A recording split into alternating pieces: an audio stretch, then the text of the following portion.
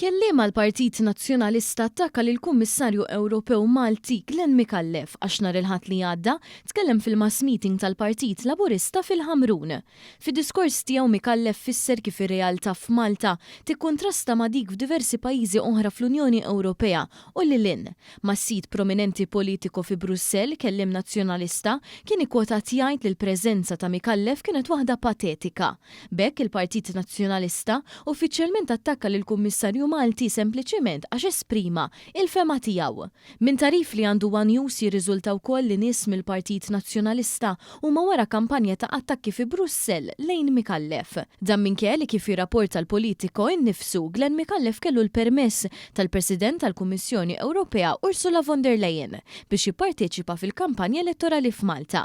Fil-fatt Kummissarji Ewropej oħra tkellmu f'kampanja elettorali f'pajjiżhom. L-istess kif għamlet il-President tal-Parlament Ewropew Roberta Metsola f'din il-kampanja elettorali. Din mhux l-ewwel darba li l-Partit Nazzjonalista infexxi attakka uffiċjali Maltin fl-istituzzjonijiet Ewropej.